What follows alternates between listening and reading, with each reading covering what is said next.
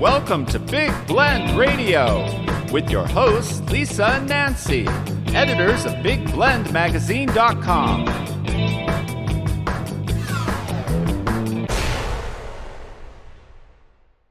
Hey everybody, welcome to Big Blend Radio's second Saturday Sunshine Stays show with the Palm Springs Preferred Small Hotels.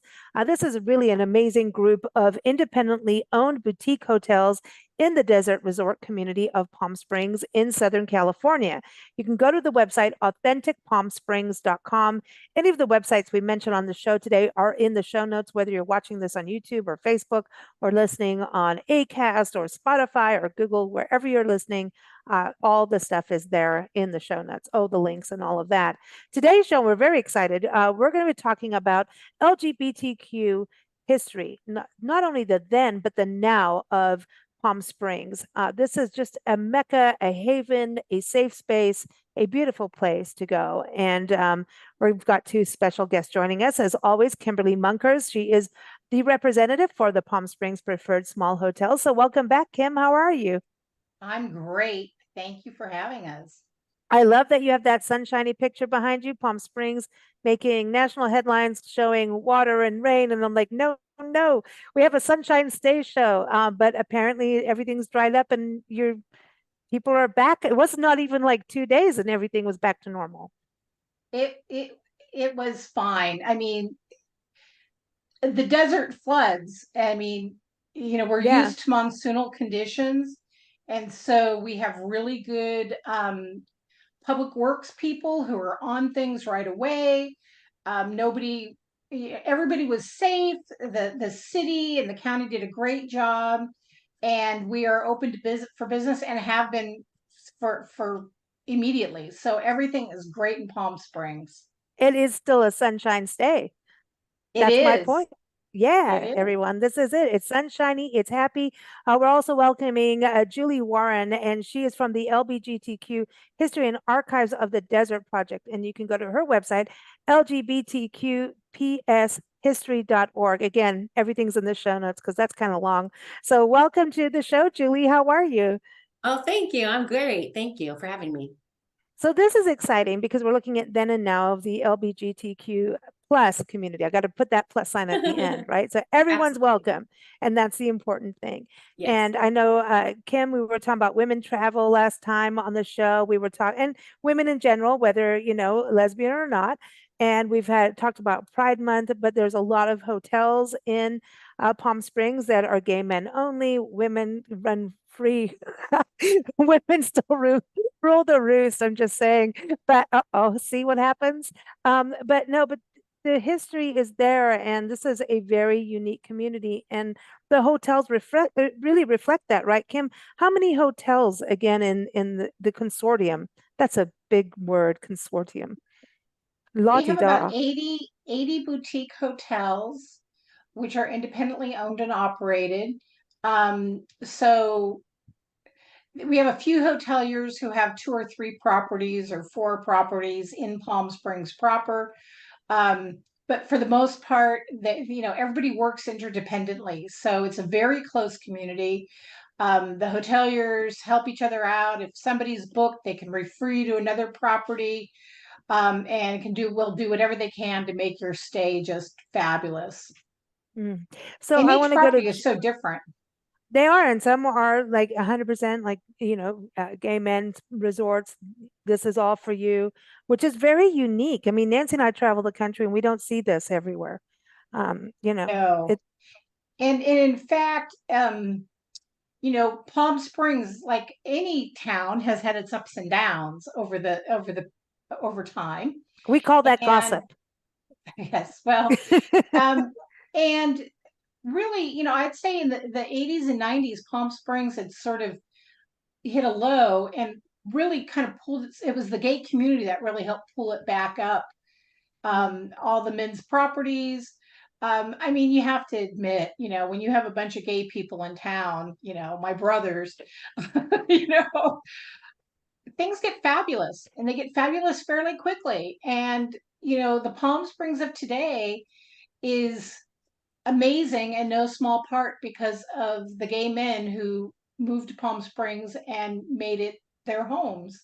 Exactly. And so there's a smaller percentage of women, but the community is very diverse and very welcoming and very wonderful. So I want to go to you, Julie, because you're documenting the history, right, in the archives. So what era does all of this start in Palm Springs that you can go to? Is it the 20s? Oh, goodness. Well, yeah. So we started our project in 2019 and we started documenting with a huge spreadsheet about all the things that we could actually go through and had actual resources and where we could cite credible sources. And so there were some very early gay hotels, some, many that don't exist anymore, but a lot of clubs and things like that going on in the 20s, 30s, 40s, 50s. We kind of, it kind of ebbed and flowed.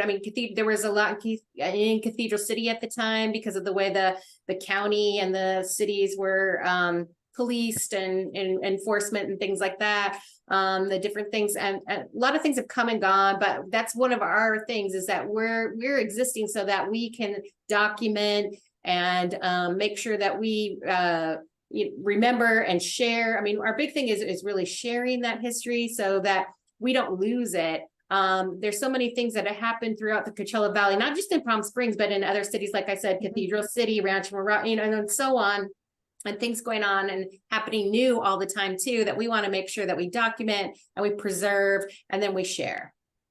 So one thing we want to talk about is you're preserving this history, right? And how hard is it to preserve this and even get the history when so much was quiet history that wasn't told? That definitely is a challenge, but it is, like I said, we just started in 2019. And as people have become aware of us, it has been fascinating, the things that people have kept through the years. This was a giant COVID project, really, right? It really is. Yeah. And people are just coming out and starting to like, oh, you're looking for this. Well, I have this and that, and it's like, oh my gosh, this is fabulous, and, so it's really helping us to document. We're getting a lot of like full sets of publications that no longer exist, but now we're getting them. And our goal is to scan them and get them online so that people could view them from wherever they are in the world. But that they can learn more about the history, of the LGBT community in Palm Springs, and so that's one of our goals. We started out, our very first exhibit we did was sort of a timeline throughout, up till, the 2010s. And we just kind of highlighted different things that happened through the decades. And then last year we did an exhibit that highlighted organizations and businesses that were celebrating significant anniversaries that have been in the desert for many, many years. And people may or may not have known how they started or what their history was. And so we were really showcasing that. And then this year, we're so excited. We're going to be talking about the honorees on the Palm Springs Walk of Stars that are LGBTQ that were never identified as that before. This is a big deal. I want to go into that, but going back into the history again, how much of, I know this is still pretty much a newish project, right? With a lot of, it sounds like a massive, this is a giant rabbit hole, basically, like you're never pulling out. But how much of this actually ties into family history research as well that people may not always find on your typical ancestry.com? And I'm going to hit a brick wall here because I don't know, why did so-and-so just suddenly disappear from the family? Right. Do you think this can actually help people researching their family and get to connect, on their own level? Like maybe, they're gay or lesbian or, transgender, and they have a relative that, hey, I'm going to Palm Springs where I'm welcome. And, they find out, oh, I didn't know, uncle or aunt was so-and-so was this way. And now I can identify and find some peace. Yes, absolutely. I think, or strength, I should say, not just peace, but strength, empowerment, Absolutely. Yeah. Well, that's like getting all these publications has been so fabulous, and why we're really looking forward to being able to get them digitally scanned and archived and available as keyword searchable, because that's the very thing, is a lot of people did come to Palm Springs as a haven through the years because it was such an accepting place, and but they were very active in the community, and so then they were written up in these local publications and things like that. So if we can get these things scanned and available digitally for people, then they could search for their uncle or their whoever it might have been, and maybe they were here and involved in the community in some way. That's definitely a possibility. So we're beyond the microfiche, thank God. Yes, for sure. But their microfiche did have, but I mean, to be able to search by keyword too, that's really cool. So Yes. Kim, looking at the now, when you think about, there's a lot of hoteliers that are from the LGBTQ plus community. So this history is continued on and is welcoming people. So this is a constant in Palm Springs over the last 100+ years, really. Oh, absolutely. Yes, yeah, I mean, absolutely. like you just look, like from the 2000s, the late 90s and 2000s to now. I mean, back then, we had 3 very significant and very busy lesbian resorts that no longer exist, unfortunately. But we had, the Casita La Quita, the Bee Charmer, Desert Hearts. So, I mean, there was a lot of, that now women's resorts aren't really a thing now. Here in Palm Springs, everyone is so welcoming, and you could go to any resort and it's accepting. And that's so wonderful to be able to do that and not to have to go. But if you want that community, I know the men definitely still have some of that. It's unfortunate, I think, a little bit that the women don't, but I think, they travel different and they want different things in their accommodations. And the boutique hotels and the hotels that we have here in Palm Springs are so wonderful, because I started out as a visitor, as a tourist coming from somewhere very rainy, and I wanted to see the sun, and that's how I found Palm Springs. And then I ended up moving here. So, it definitely is so welcoming and inviting, from then and today. Well, so Kim, that's something, we've talked about on the shows before, and even last month you were talking about the women's travel changed, right? Pretty much at a specific time when women could have children and have families, so their way of travel kind of changed up. Yes, that's definitely true. Once the lesbian community started nesting and having babies, access to sperm banks became more acceptable. The way lesbian women travel changed. Right. And also women are not as at high risk as gay men are in the general population hotels. Most hotels are as Julie said, most hotels are very welcoming, and all the boutique hotels in Palm Springs are very welcoming to everybody, regardless of your orientation or anything. But for a long time, it was more dangerous for men because they couldn't pass as easily. And so they really needed to have safer spaces. That has changed, as our cultural norms have changed. We have a whole new generation of the LGBTQ plus community coming up, and they're very inclusive and they like to travel as a group. And so our boutique hotels are really perfect for them. We have properties where you can just buy out the whole property. They're small. There may be 9 rooms, 9 bungalows or something, which is perfect for a tribe of people who are, traveling together. No matter I what love their you say orientation. tribe, because it nowadays it's, things are becoming more acceptable, and yet at the same, well, in some places not, but you know what I mean. On the norm, it's getting to be the younger generations like, I'm going to stand up now. There's so many people have paved the way for me to be able to stand up and be able to say, okay, this is who I am, or I'm still figuring it out. But like you're saying, this tribe, there's a community around where you could have a group, like you're saying, booking 9 rooms, and hey, over here, no, I'm, I'm transgender. I think maybe not. I'm just in that middle stage. And over here, I'm like, I'm a gay man, and oh, I'm a lesbian. Maybe I just don't care at this point. I am who I am. Everybody's got their place, but they're a community that supports each other. So everybody could be in a different place and heterosexual. I just don't want to say cisgender. I don't like the word cis. Sorry.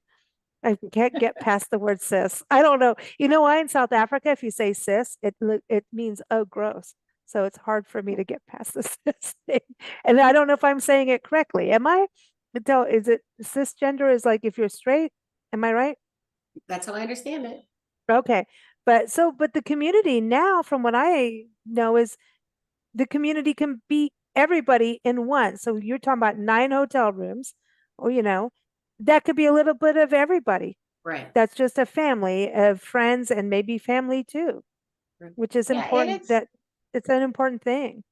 For Palm Springs, everybody's welcome. It's just Palm Springs is a very chill place, and it has with sunshine. It has a history of sort of libertine, creative values. Come as you are, bring your creativity, no matter who you are. And it's one of the things that I appreciate about Palm Springs. It has a very long and deep history of creative expression. Was that a fair way to say it, Julie? Yeah, I think so. I mean, it has always been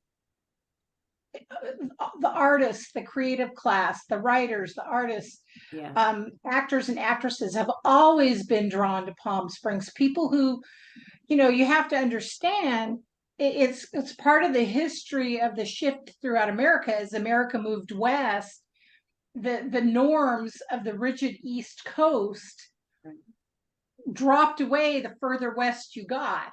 And Palm Springs was such an incredibly different environment that it was kind of like all bets were off, Yeah, it's California Dreamin' as part of that. John Jakes wrote a historical novel called California Dreamin', but it was California Gold, or one of those. He's a historical author I love, but it is about San Francisco and everybody moving west and talking about that, stripping it down, and anything kind of went. Like, you're in California, you're allowed to be the dreamer, you're allowed to have these wild ideas, you're allowed to grow your hair long. If you're back east, you need to chop your hair off. Like, no, that's not happening. So, it's a very interesting thing, and it's changing here now where we are right now in the east. But California was definitely the state that said, we're not doing those rules, compared to even Oregon, Washington State. I think that Washington's very liberal too, but California is pretty darn like, we're going to do what we want, yet in a peaceful way as well. That was very loving and caring. Not, we're going to do what we want and like with a gun to your head kind of thing. You know what I mean? Just very with open arms. California has a brutal history as well. Oh yeah, it does. It does. I don't start me on that, but you know what I mean? It has attracted the dreamers. Yes. Yeah, for sure. And acceptance. So going in history, let's go into some of the hoteliers, because I know that you, Kim, were talking about there's you've got some good stories of women hoteliers. What's going on? We want to know. We want the gossip. Well, one of the earliest female hoteliers was a woman by the name of Lois Kellogg, who was part of the Kellogg family. She was a very wealthy heiress. Her nickname was the Heiress of Doom because her family, how it happens with wealthy families, tragedy seems to be writ large. But she was part of this huge Chicago family. I think her branch, I want to say they were in textiles. Anyways, failed marriage, got rid of the husband, the whole thing, ended up in Palm Springs. And she was, talk about the libertines. I mean, she was poly before polyamory was a thing. She was definitely a woman about town. She ran her own life, and she was rumored to have had an affair with Harriet Cody, who is the cousin of Buffalo Bill Cody. The Codys moved to Palm Springs and opened Casa Cody, Harriet Cody and her husband. And Casa Cody is still running. It's the longest running hotel in Palm Springs. And So, and it's a gorgeous 30-room hotel. I've stayed there. But they had all manner of famous people who would, come to Casa Cody and hang out, and they had these wonderfully, debauched lives and wonderful, wonderful experiences. And but Lois Kellogg and her multiple female lovers opened the first one, and it was called Fool's Folly. And That's a it good ended name. up, yeah, I know. Isn't that great? Fool's Folly. It is. But you can just, the irreverence of that, I just love it. So yeah, Palm Springs has, we have a number of hotels that are very rooted in, Hollywood, because you have to understand Palm Springs is 107 miles from LA. So for the movie stars, and that's a big deal, that 107 miles. Very important. Because they could come to Palm Springs, and all the gossip columnists, they were limited to a 100-mile range around LA in order to be reimbursed for expenses and things. So with Palm Springs being 107 miles out of LA, people could live authentic lives out in Palm Springs and have wonderful vacations out from under the gossip columnists' eyes, and they could love who they wanted to love and who they loved, and they could have a certain amount of freedom out in Palm Springs that they could not have in LA. So you don't think about, geography playing such a huge role in LGBTQ freedoms, but in the case of Palm Springs, it really did, because that 7 miles made the difference between whether people could experience life authentically or not. Amazing, amazing. So going over to you, Julie, you've got this Walk of Fame, right? Yeah. So Palm Springs has a Walk of Stars. So definitely. So there's like 430 odd stars in our community that have been highlighted, and different people who contributed to our community through the years. But of those, many of them are LGBTQ and were never recognized as such, as there wasn't a category for that. And so we've been working with the City of Palm Springs and the Palm Springs Chamber of Commerce, who runs the Palm Springs Walk of the Stars program, and to identify these people and to create on their app a category for LGBT people. And so that's going to be added to their app. And then we're going to do an exhibit for a month, starting October 12th, going through November 12th. And we'll be open Thursday through Sunday every week. And we're going to highlight those 61, 62 stars that we've identified on the walk as being LGBTQ people. And we're going to celebrate them and all that they've contributed. We have so many wonderful people, people that, you've heard of, like Ross Matthews, Truman Capote, Marlene Dietrich, to, maybe people that you haven't heard of or didn't know that they contributed to our community. And so you'll come and you'll learn all about that. And we're going to highlight them all, but then we're also going to really highlight about 18 different stars, and kind of go into more depth about them. And we're going to have artifacts and things that we've either been lent or given that represent something in their life. And it's going to be a wonderful exhibit. We're really super excited to be doing this and working with the city and the chamber on this. And so it's really going to be a fantastic exhibit. And it's free. It's anyone could come during the hours that we're going to be open, and just kind of learn more about these people that have contributed so much to our community here. So when you're saying where this exhibit is, can you tell everybody where they can go for this exhibit? What's the building? Yes, so we're excited. So in Palm Springs downtown, there is a site called the Village Green. And on that site, that's where they have the Palm Springs Historical Society museums. So the Nellie Kaufman House and the different there's like a old store and some other very historic museums that people can visit. And so there we are utilizing a space there for 1 month. And so we're going to be right on the Village Green in downtown Palm Springs. That's where the exhibit's going to be housed. And like I said, we're going to be open on Thursdays through Sundays for hours each of those days every week, starting on October 12th. This is exciting. So this is all downtown where they see the stars. I'm like, it's the Walk of Fame. Okay, so I like the stars, It is. the Walk of Stars. And so on the app, people can download the app, know who these people are, get a little history, and it's going to identify, okay, this person is LBGTQ. And that's awesome. I think that's awesome because I think a lot of times people don't realize, sometimes you have someone who is like the head of schools or banking or, the major philanthropist that, maybe that street comes from somebody. And so they understand that. That's really cool.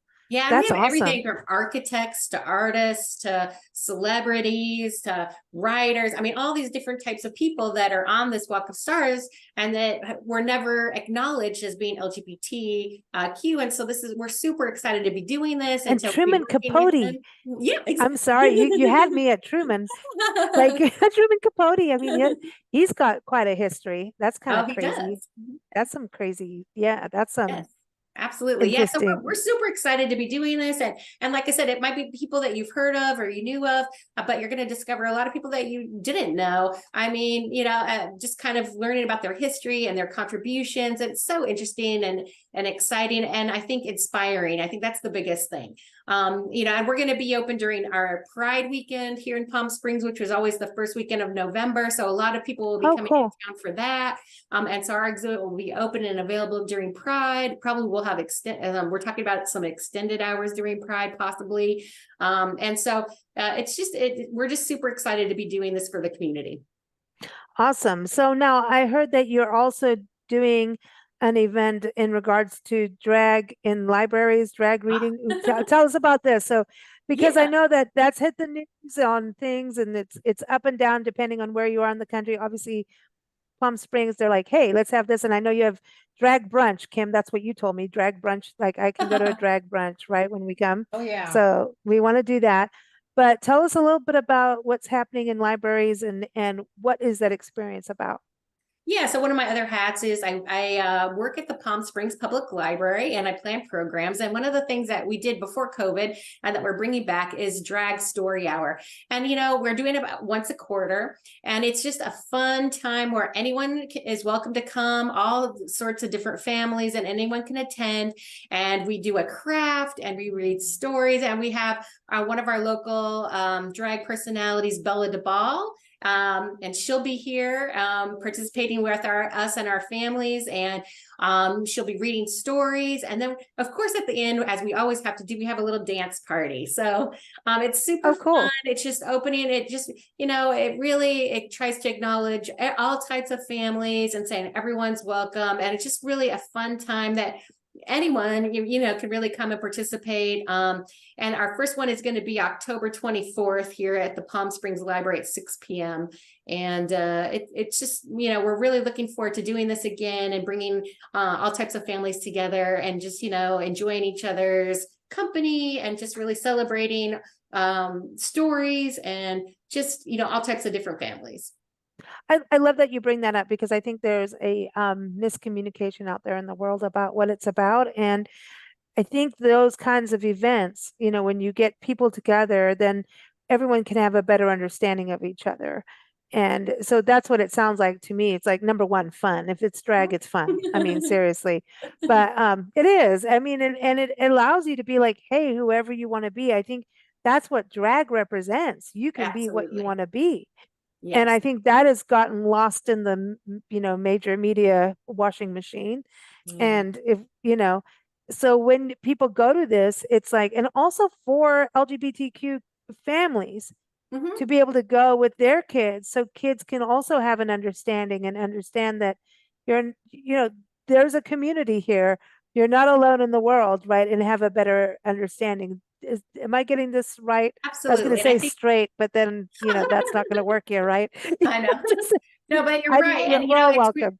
It's such a welcoming time because, you know, the more that we learn about each other, the more we realize we're all so much alike. We all have Yep. the same issues and the same things going on. We maybe just approached it in a different way. And so I think, you know, it really is a great time of people just coming together and just, you know, kind of embracing community, I think.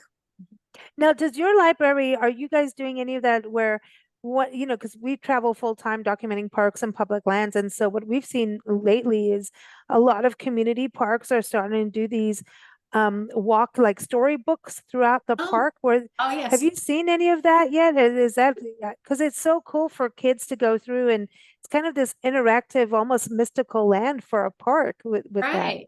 Yeah, no, yeah, they're called story walks, and we have seen them. We haven't done Okay. one here in Palm Springs yet, but we have Yet. definitely discussed it because Palm Springs is in a community park. And so definitely where the library is, our library, we're Okay. actually in a park with the Boys and Girls Club and the Parks and Recreation. Wow. And then our Palm Springs Stadium, we're all in the same park. And so it's something that we definitely have talked about doing and have investigated doing. So I will say we haven't done it yet, but it very well could happen.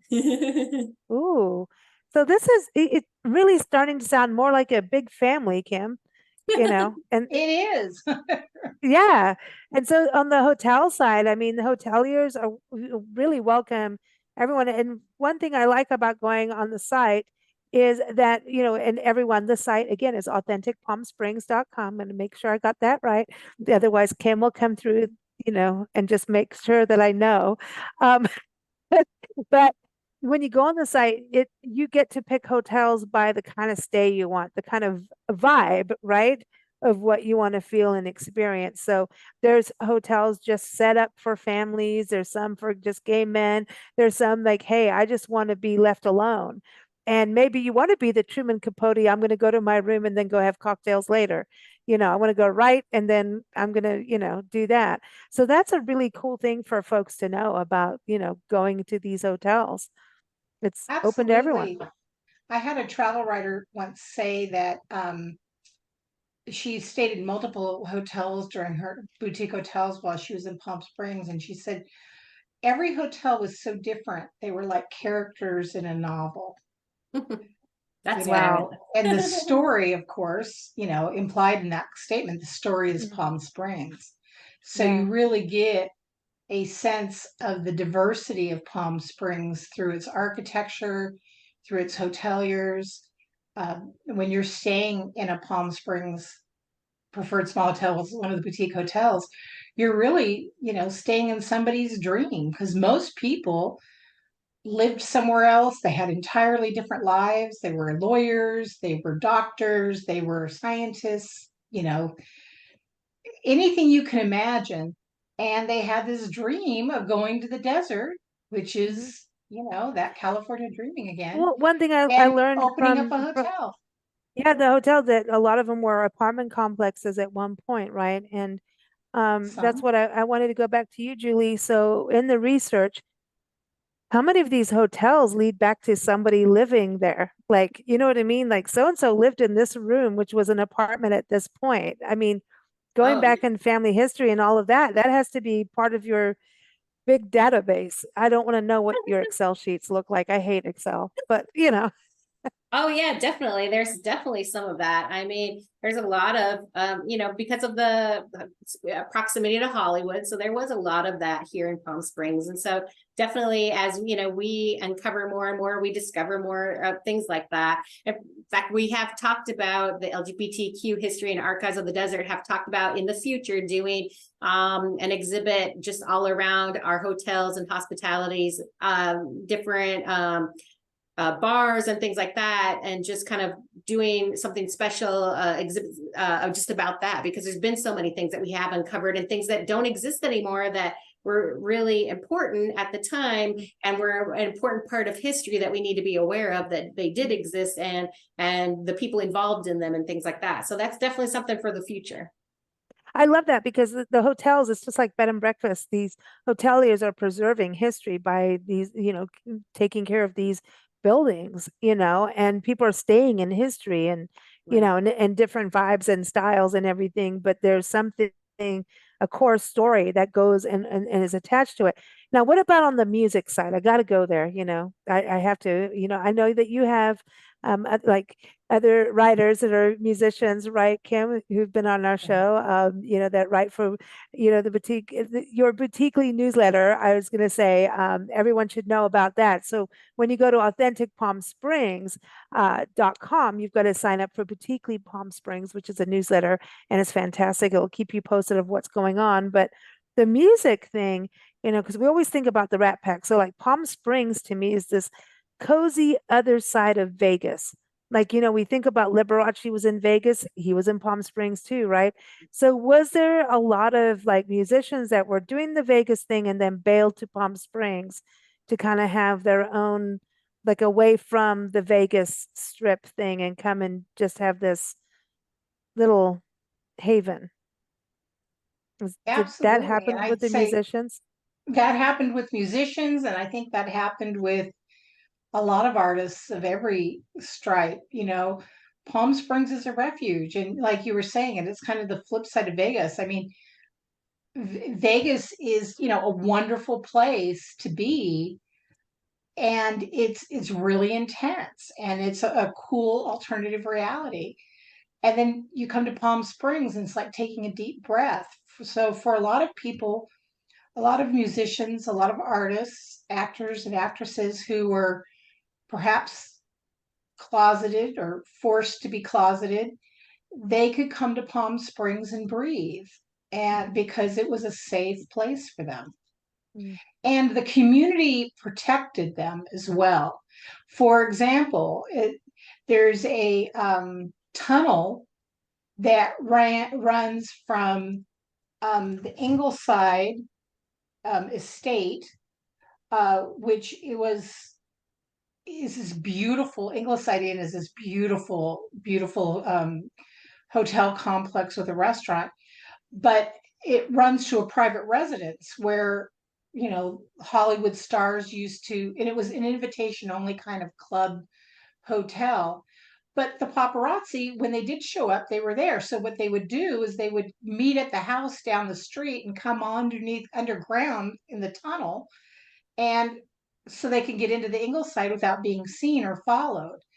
And, because the community takes care of one another in Palm Springs. And so, when you come to Palm Springs, you're part of our community, and we will take care of you.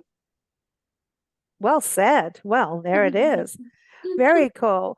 Well, thank you both for joining us back on the show. Again, we're here every second Saturday celebrating sunshine and sunshine stays in Palm Springs. And again, the website is Authentic Stays. I'm going to get it wrong just now, and I'm going to get in big trouble. I lost my notes. It happens once in a while, but everyone, the website is authenticpalmsprings.com. I wasn't wrong. And then, of course, you want to keep up with Julie's website. It is LGBTQ pshistory.org. And also for Pride on the Page Book Festival, that is October 13th. Go to prideonthepage.org. I know we have a huge reading and writing audience, so you want to do that. So that is something. Where is that happening? Pride on the Page. It's coming up October 13th and 14th, and it's going to happen at the Palm Springs Cultural Center at the Camelot Theaters. And we're kicking off with Armistead Maupin, talk about somebody who is a writer who has been documenting LBGTQ life with the Tales of the City forever. So we're excited to have him. And then we're going to have over 40 different LGBTQ authors talking about all their books and different things. We're going to have 10 different panels. It's a free event on Saturday, the 14th of October, where you could come and just participate. We have so many wonderful authors coming: Stephen Rowley, Byron Lane, A.M. Holmes, Christian Cooper, Omar Sharif Jr. I mean, so many names. I'm not going to say every name because we have over 40 authors coming. It's just going to be a fabulous event. And this is only our second year, so we're really excited about it.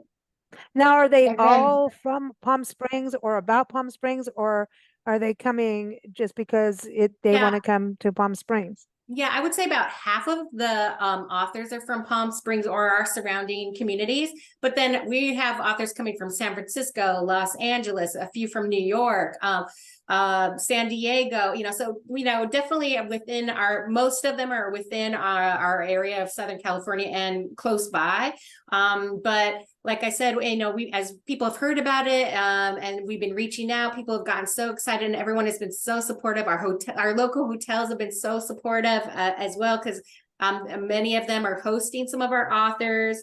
We have El Mirasol is hosting, Saguaro, Palm Mountain Resort, Hilton, so many different, and we had hotels last year too, the Willows, Margaritaville. So our community is so supportive of events like this, and we're really excited to be bringing in all these different authors, and being able to share them. So you might find your favorite, but then you might find some new ones too. Yeah, no, I love it. I love it because that ties into the library too, which we're huge supporters that we keep our libraries and keep them funded.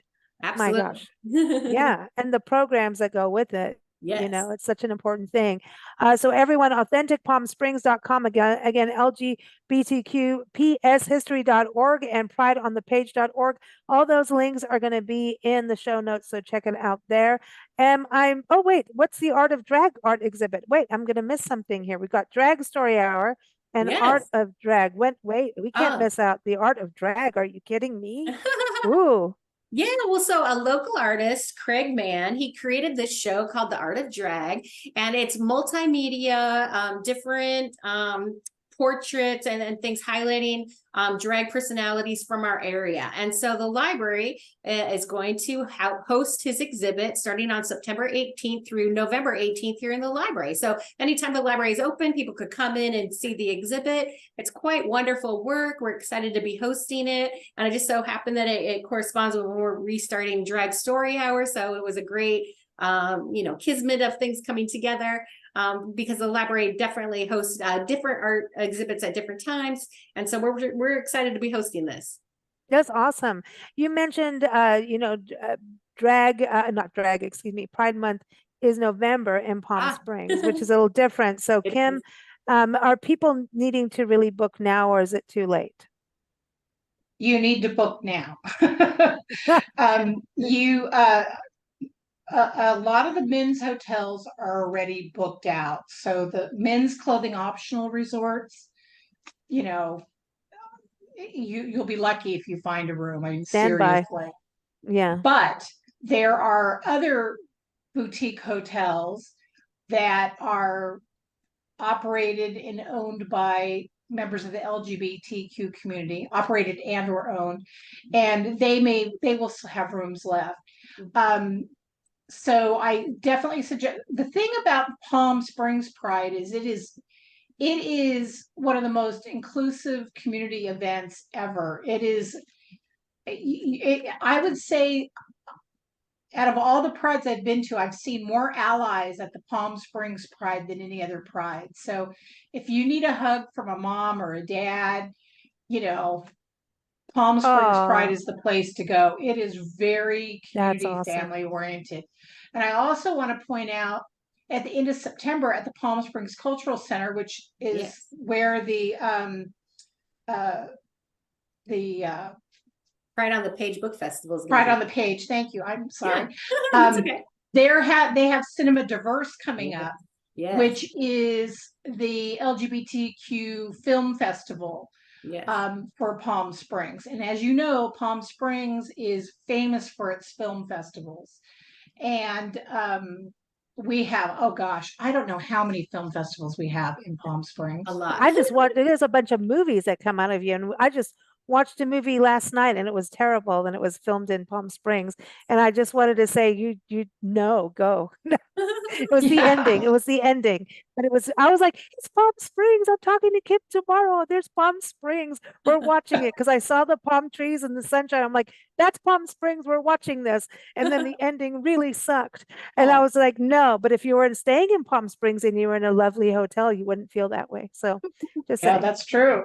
Yeah. So definitely. And we'll post the link to the Palm Springs Cultural Center because it has so many wonderful events.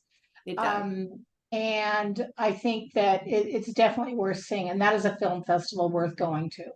And I might everyone, add, go ahead. oh, I was just going to say, I might add, if I could, the LGBTQ History and Archives of the Desert is sponsoring a film that is going to be at Cinema Diverse. It's called Nellie and Nadine.